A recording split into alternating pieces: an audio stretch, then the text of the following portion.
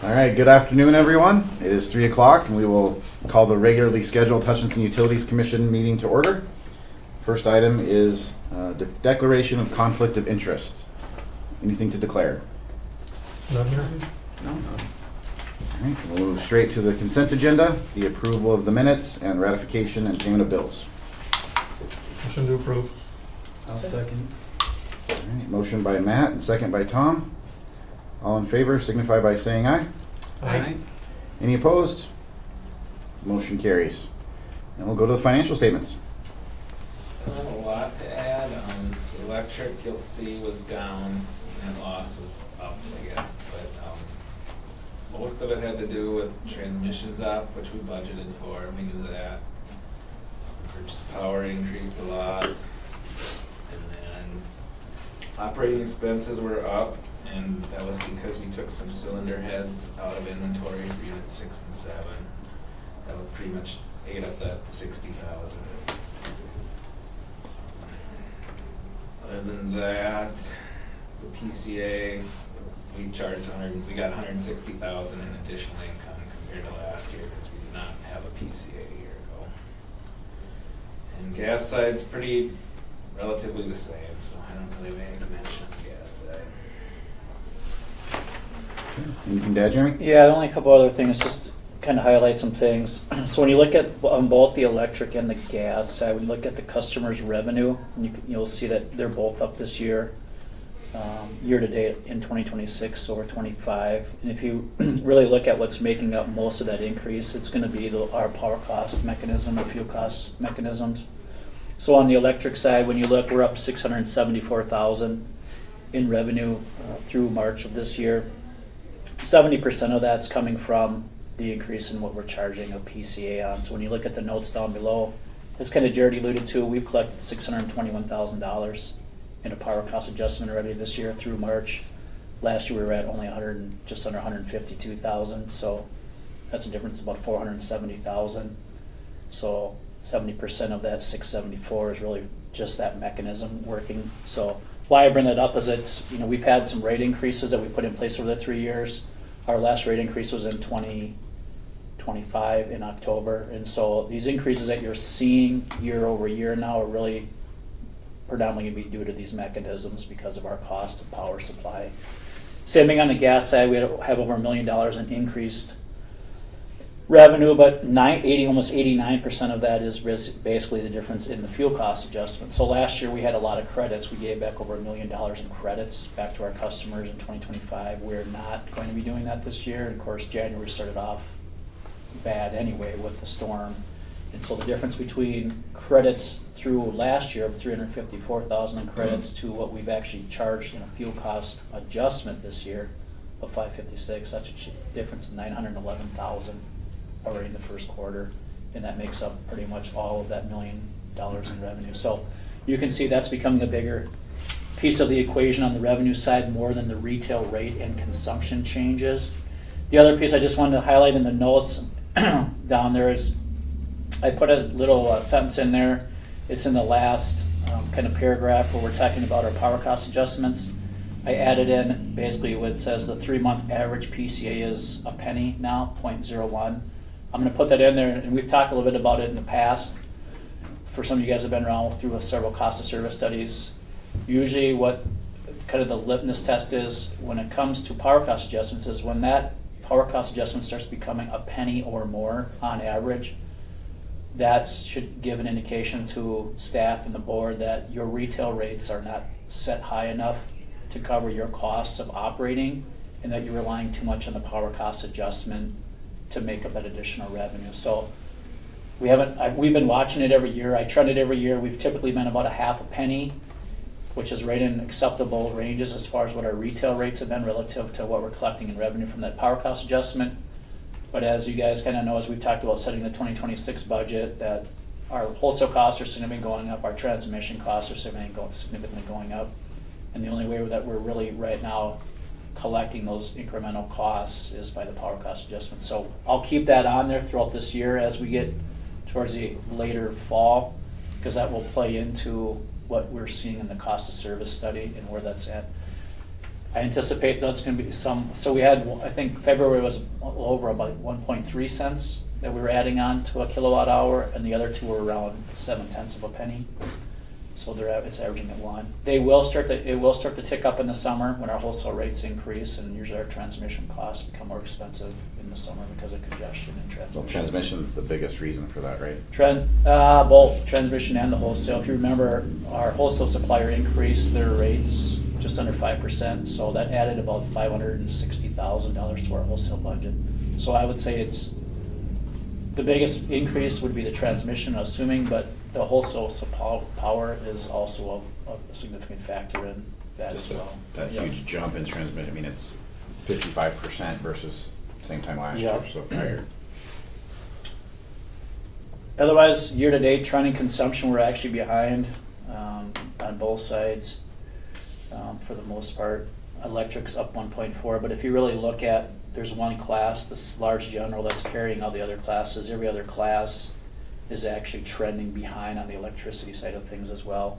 And then March, even though we were up a little bit in March, February, we were way down compared to last year. We had a warmer February. If you go back to last month's financials, February of this year was significantly warmer than February of last year. And so we made up a little ground in March, but we're still behind on the gas side. But overall, looking as generally anticipated, cash is sitting just around 18.7 million. Nothing significantly changed from the previous month. We did lose a little bit of cash position, about 43,000-ish in total. Otherwise, nothing really out of the ordinary.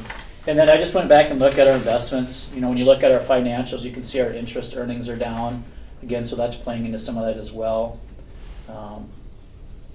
Obviously, as we're using up cash and we're pulling in investments and using it for capital, we're making less interest earnings, and so we're losing some revenue on that side. So our investment reports right now, our market value is 17.2 million worth of investments we have in there. Not very long ago, back in October of 25, our portfolio balance was 20.8 million. So we've reduced our portfolio position by 3.6 million in a short amount of time. So as we keep eroding away cash and using investments coming in to pay for things and operating cash, we're going to see an impact on interest earnings. We're just not going to make as much revenue off of income on that. But otherwise, outside of those things are trending. They were trending fairly normal for March. So. All right, thank you. Any questions for Jeremy or Jared? I'll make a motion to approve the financial statements. I'll second. All right, motion by Kathy and a second by Jeremy. All in favor signify by saying aye. Aye. Any opposed? Motion carries. Open forum. I do not see any guests here today. So we'll go into communication and go into divisions. Dan? Nothing today. Construction season started early April, so things have been moving along really well with that. I mentioned last month we had that inverter fail on our solar field. It was out.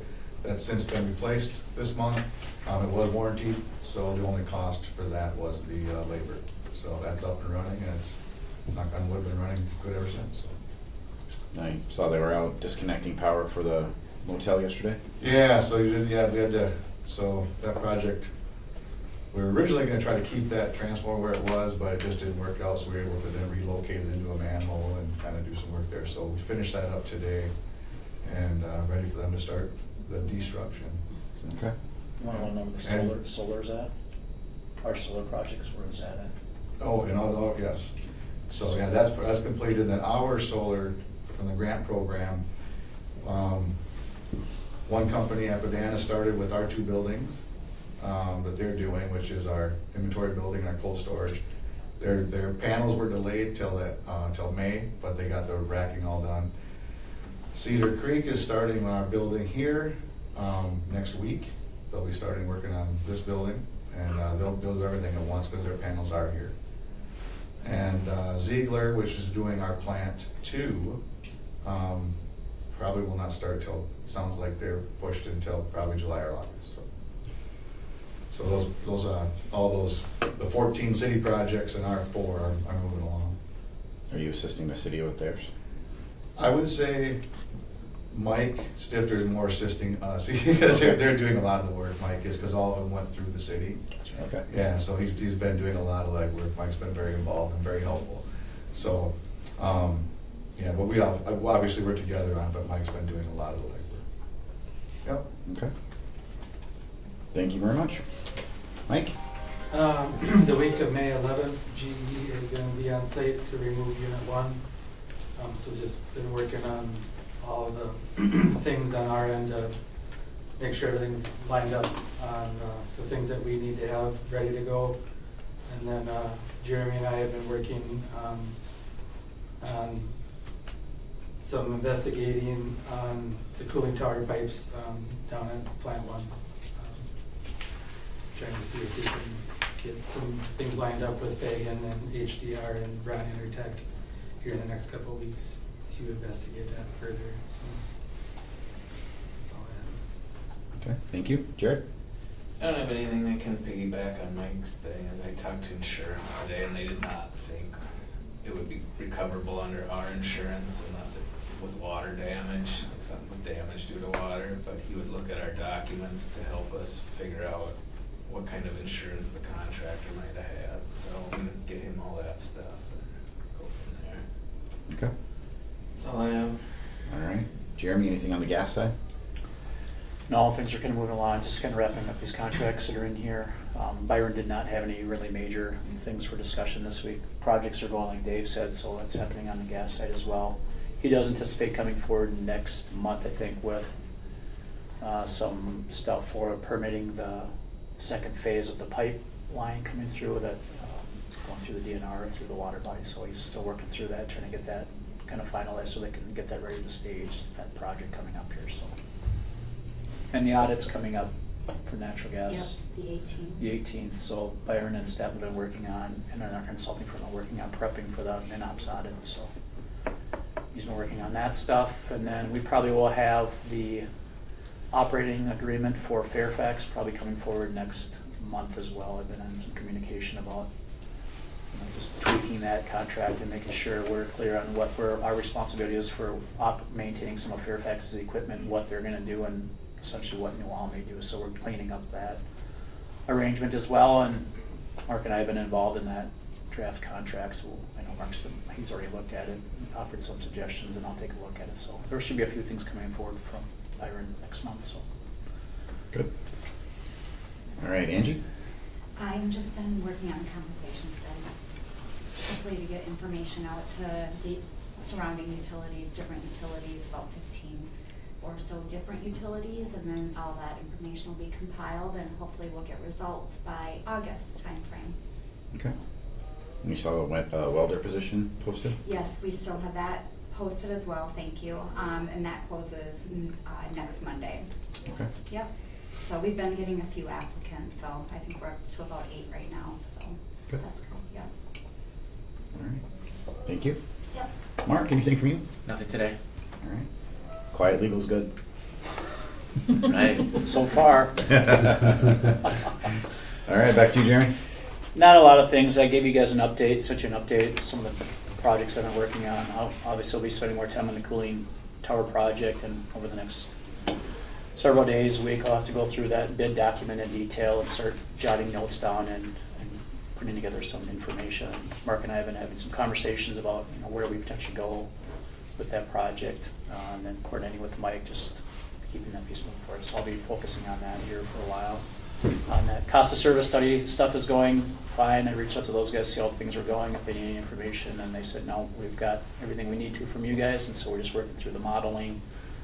Now we'll have them over for a few more months yet, so, but did let them know if they needed something, they just need to reach out, and Jared and I would provide them with additional information. But at this point, that stuff's moving along as advertised, and then those are kind of the big things right now. So just kind of cleaning up some of the little items, nothing major. So. All right. Any questions from the commission? All right. Thank you, everyone, for the updates. Agenda item number 6, policies. We have some for review and nothing for changes. Agenda item number 7, we do not have any unfinished business. So going into the new business, we have approval of the Highland Park Industrial LLC Natural Gas Transportation and Commodity Purchase Agreement. Jeremy? Thanks, Don. So, yeah, all these items in here, a lot of the contracts that we have in place, some of you are familiar with, we have quite a few contracts on the natural gas side because of the pipeline, and so we've got 2 customers in town that are electric retail customers, but transport customers on the gas side, which is Highland Park and 3M. So there are 2 customers in town that basically flow gas on our pipeline. So these typical agreements they used to be longer term agreements, but several years ago, the commission really wanted to see these agreements every year. So these contracts, Highland Parks and 3M's, became an annual contract that needed to be renewed and reviewed every year. So we did 3M's a couple of months ago. Highland Parks was up for renewal this year. And so we did modify a few things in here. I kind of noted some amended changes. One, I wanted to, this go around, only have this be a 10-month contract, because I want to get this contract on the same timeline as 3M's for ease of administration, whether I'm doing it, Byron's doing it, someone else is managing the contracts, so that we're trying to get contract timelines more consistent. We also did it, I think in the last couple of weeks, create a long-term schedule of all these contracts, because we've probably got 25 contracts. Some are 10 years, some are 15 years, some are 5 year. And really made sure we've got a good handle on all these contracts moving forward. So with this one, we're looking to get this a little bit more easy to administer with the 3M contract. So we changed the date to be a 10-month contract. We also eliminated the prepay. I eliminated the prepay discount for Highland Park from a couple of reasons. One, we don't have that contract in place for the prepay anymore. That 4-cent discount was really the first reiteration of a prepay deal we did. We're in the 3rd reiteration now, so we no longer have that 8-cent discount in place where we were giving them half of that. So we took that language out, and their volumes are so small that even if we continually provided a discount, it wouldn't amount to much. So we're doing away with that. And then the last cost adjustment for these guys was the one that was instituted in October of 2025. All of our other retail customers, those rates changed as a 10-1, but with these 2 contract customers on the gas side, we had to wait till their contract came up for renewal. And so the last meter charge increase that was put in place in 10-1 of 2025 is up for a change in this contract now. So that's the other piece, is we updated the meter charge for Highland Park in this contract to reflect the approved contract, or the rates that were approved by the commission on that 3-year cycle.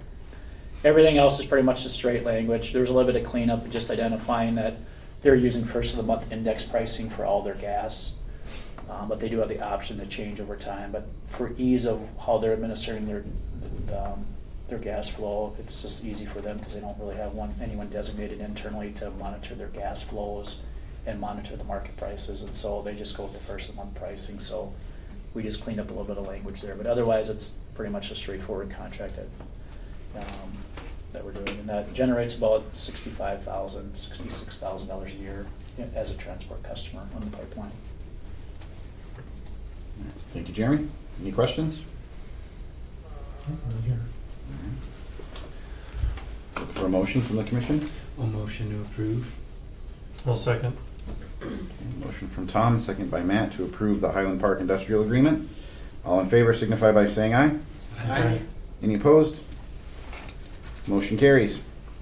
8B, approval of first amendments to UFC's transportation and commodity agreements. So these are really amendment for both the transportation agreement and the commodity agreement. Essentially just cleaning, it's kind of house cleaning. So UFC has now merged with Central Region Cooperative to form a new company called Central United Cooperative. And so because these contracts are in place till 2033, I met with those guys and said, we really need to make sure that we're updating these contracts to reflect the new name of the corporation that you're under. And so that's what these 2 amendments are doing, is basically identifying that there was a merger between the 2 cooperatives, formed a new one, and that this new Central United Cooperative is still responsible for the same terms and conditions of this agreement, which they said they want to be. So that's what's in front of you, is just amending those 2 amendments, and then you guys will approve those. I'll sign those and then get them back, and they'll add that to their contract language, and we'll add it to ours, signifying the new corporation. So we're not changing the maturity date or Nothing's terms or changing, anything? just the name change. Yep. I'll motion to approve item 8B of the USFC Transportation and Commodity Agreement. I'll second. Okay. Motion by Tom, second by Jeremy. All in favor signify by saying aye. Aye. Any opposed? Motion carries. Next item is 8C, approval of 1-year extension on current UNG transportation contracts. So United Natural Gas, we have a transport agreement with them, and that transport agreement feeds the city of Lafayette. So what's transpiring right now is UNG is looking to sell their gas assets to Greater Minnesota Gas as the parent company, and then Greater Minnesota Transmission, which is a subsidiary of Greater Minnesota Gas. It's their transmission arm of their gas business.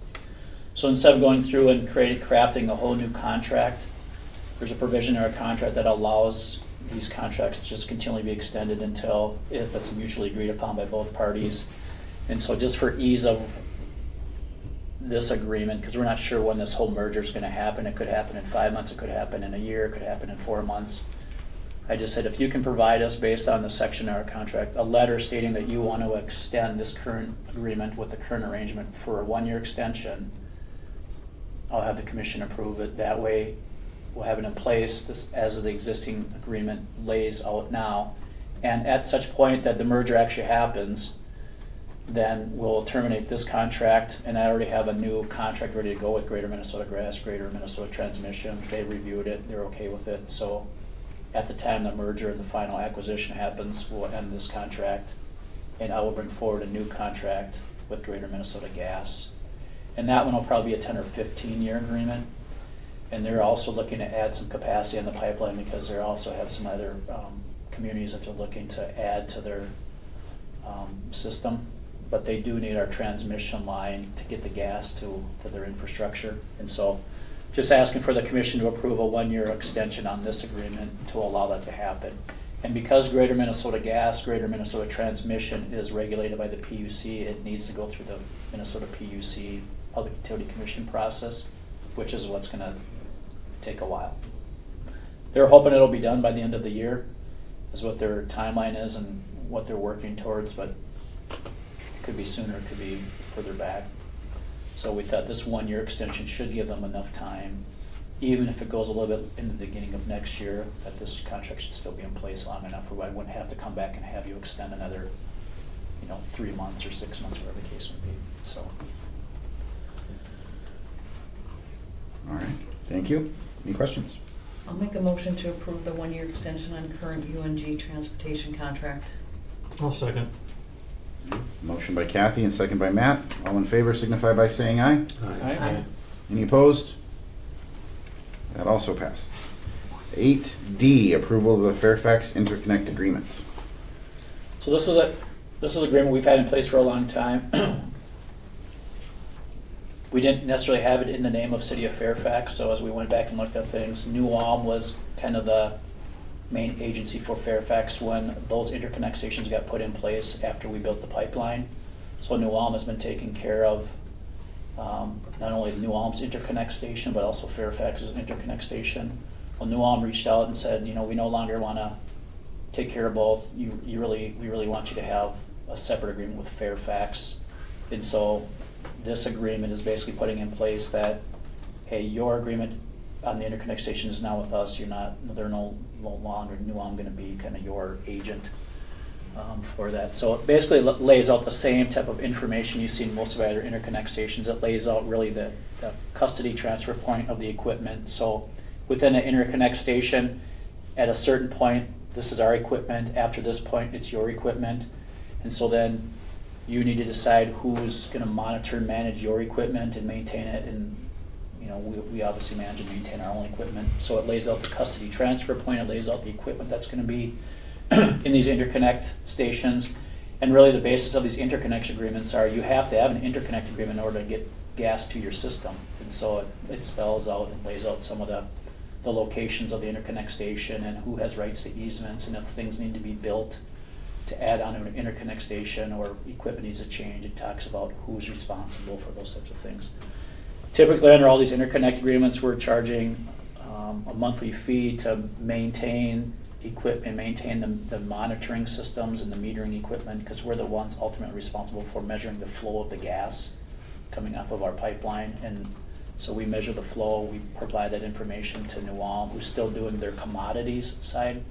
They did not want to relinquish that piece, and so we provide them that information. So basically it spells out the terms and conditions of that station. And so we are looking to put this in place with them, and that it'll generate about $7,900 a year for us to have that interconnect agreement in place. And so they took it to their city council. We've kind of separated that from New Ulm, and so that we have that with them particularly now. So Will we need to amend the New Ulm agreement then, if this is getting pulled out of that one? no, because the New Ulm interconnect only identifies their agreement. But it said in this Fairfax one that they were this agent back in some old documentation, so I think theirs is still fine. So I'm not sure where, I think this one was on kind of an old document when stuff got built. So the one that we have in place with New Ulm right now, those are good. It doesn't signify that the Fairfax is in there, so it's just kind of separating this out. Okay, any other questions? I'll make a motion to approve the Fairfax interconnect agreement. I'll second. Okay, motion by Matt, second by Tom. All in favor signify by saying aye. Aye. Any opposed? Motion carries. 8E, approval of Sterling Energy LLC contract first amendment. Yeah, so requesting that the commission approve the amendment to the original contract that we had entered into with Sterling Energy. Basically, we just added that Sterling will have the units 3 and 4, the 2 Worthingtons, and unit 8, the gas turbine out of plant 1 no later than December 31st of 2026. So we added an end date to the contract. If they don't, then any of the generating equipment or auxiliary equipment left on the premises would resort back to Hutchinson Utilities property, so we could do with it as we please. It would be back under our ownership. So Makes sense to provide a deadline. Yeah, I mean, that's the whole basis, is when this original contract got put in place, they gave us an incremental nominal dollar amount, and then that became the property of theirs, so that they could insure the property while they're taking it out of the building, because we didn't want to insure it if they're doing the work on it. But I think the reasonable expectation is this stuff was going to be pulled out within a year, 18 months, and it's just gone way too long. And so we met with the company and said, we need to put a deadline on that. So we met with Mark and talked about some alternative language or some things that we could talk about. And we basically said, we need to have the stuff out of here by this year. Otherwise, we need to find an option B and do something different. And he was agreeable to it. So he, again, kind of assured us that this stuff was going to be out by October, November timeframe, because they're looking, particularly for Unit 8, to use that in a new location to power a data center. But we've kind of heard this stuff was going to move along, a couple times quicker than it has. So we just said, we can't wait anymore. We have potentially other plans or other things we want to consider in the building. We can't do that while the stuff is still sitting in here. So we put an end date on it, and hopefully they'll get the stuff out. The new crew that they have in here has been better. They were a little bit more, quicker on some things. I don't know if you've seen any more and where they're at now, or. So Unit 3 is almost out. They had some problems with, they're using a polar torch to cut it with, and they had some problems with their torch. They had to get that repaired, so they've been off site now for like 3 weeks. The torch is back on site, and they're supposed to be back on Saturday, I believe. They probably have maybe a month left on between 3 and 4, and that should be out. And then I believe they'll start on Unit 8, but they'll have to they'll have to bring another crew in to do Unit 8, a more specialized crew. So, but Angie has a contract for you guys to sign. So, Okay. if you guys approve it. All right.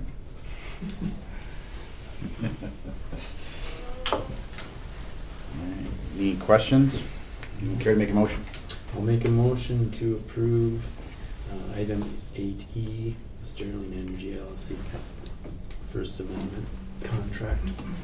I'll second that. All right, motion by Tom and second by Jeremy to approve the amendment to the Sterling Energy contract. All in favor signify by saying aye. Aye. Any opposed? Motion carries. All right, Dave, the 2025 annual reliability report. Yeah, so each year we use a thing from American Public Power Association called the Power Tracks reliability software. We use that to track all of our outage data. Basically, how many people are out, how long they're out, and what caused the outage type stuff. They then take that information throughout the year and then we compile this report for us. So with this report, the thing, I put a piece of paper in front of you showing our kind of summary of reliability, and I can walk you through that and show kind of what we want to take away from this report is they compare us to, in our region, which is upper Midwest, and our size customers, which is greater than 7,000, less than 14,000 customers, and all American public power customers, okay? Not REAs, not investor owned, just municipal utilities. So we had 121 in our region that we were compared to. And take the first one, the SAIDI, which is the System Average Interruption Duration Index. So what that means is if you're a customer on our system, you can expect you'll be out of power for right around 10 minutes a year on average. Our comparison in our region is up to 67 minutes, so we're doing really well there. The SAFE, the System Average Interruption Frequency Index, is if you're a customer on our system, how many times a year can you expect on average to lose power? And we're less than 1. The goal is always to be under 1, as low as you can be. And kind of the most important one that we use that means something to us is a restoration time. So if you do have an outage during the year on our system, our average outage time is 11 minutes. So in our region, it's over 100. So that we compare very well to that. That's really how it speaks to our reliability. And we use that each year. We use this information when we start budgeting for replacement. If we start finding issues, these numbers start going up. We start looking for reasons, what the cause is. Is it bad undergrounds? Is it more contractor dig-ins? And then try to narrow down to try to solve those issues. That's what we use this data for. I think last year we had 10 outages. The year prior we had 12. And going back, we average anywhere between 10 and 14, it seems like, for the last 10 years. So we're kind of right in that. We can't really get under 10, it seems like, but we do our best. So, but that's, any questions on that? I think 10's really good. Yeah, and it's, one thing about our system, when we went underground, which we are 100% now, when there is an outage, everything we have is what we call looped. So we don't have to go fix the problem, we just have to go basically restore the problem by switching it to another feed or another source. So the guys have great response time and they do a fantastic job at it. They know the system very well. And that proves too about the guys, what they know about the system. They know where to go from our control system, calling us out, helping us get to the right spot. It's working very well. This speaks volumes for the reliability for the community. It's great. Yeah, we're pretty proud of it. I know the guys are too. It should be, yeah. Well done. Very reliable and very consistent as long as I've been on the commission, it seems like. So great work. All right, then 8G, the 2025 Safety Award of Excellence. Oh, I gotta back up one more thing on that. No, sure. I had it clicked, I wanted to talk about it, but with this report, that's in the reliability, we also get an award through APPA for excellence and reliability. We have that's included in your packet, that'll be published on our website. So we get recognized for it through the APPA as well. So I should have noted that, apologize for that. No, it's great information. We should definitely share that everywhere we can. Mm-hmm. All right, And with go the ahead. safety, again, this proves, so we submit our safety data, I believe it's the OSHA 300 form, to APPA every year. And then they take that data and basically it's, for our size utility, for 60,000 to 109,000 worker hours, we had 0 incidents, 0 lost time incidents last year. And so then we received what they call the Diamond Award, which is the highest award you can receive for safety. So I think that also speaks to the fact, when we talk about reliability, we talk about the work that everybody does at this utility, and then the fact that they can do it safely and still perform at that level. It speaks a lot about the utility safety culture here. So I think this is one thing we like to talk about as well. So. Yeah, that's outstanding. Mhm. I think you add those two things together and you have to be proud. Yeah, it shows a lot about this utility. Thank you for letting us know that. All right, I believe the last item of the agenda is awarding the contract for plant number 1 substation 47 MVA transformer. That should be the separate message in your email. Yes. Dan? Yeah, in February, we went out for bids for this transformer. We had the bid opening 2 weeks ago today, and then we received 4 bids. The lowest bid we had to disqualify because they would not provide a performance bond in the amount of 100% is which would require. So we had to disqualify them, and so then we moved on to Hitachi Energy, and that is who we're looking to award the contract to today. Their lead times fit right in with what we need for that Wilbur project. It's all part of this. So 2029, first half of 2029 is when they're telling us it'll be delivered. So it fits in on that as well. Other than that, that's DGR uses them, or have used them before, or worked with them before, so they had nothing to say bad again about them. And in fact, this transformer is built in Mississippi, and we have a transformer that's built at that same plant we got about 15 years ago. It's the one that's going to get replaced, actually. It's kind of funny, that plant 1. Okay. So, yeah, we're good with this and the bid results, and we can move ahead. And then next month, if approved or awarded, then we will enter into contract at next month's meeting, once we exchange documents with Hitachi and do all that stuff. The review complete. All right. Any questions from the commission? I'll make a motion to award the contract for plant number 1 substation transformer. I'll second. All right, motion by Kathy and second by Tom. All in favor signify by saying aye. Aye. Aye. Any opposed? Motion carries. Anything we missed? No, I think it's covered. All right, we have a motion to adjourn by Tom. Second. We'll give that to Jeremy. All in favor signify by saying aye. Aye. Aye. We are adjourned. Thanks, everyone.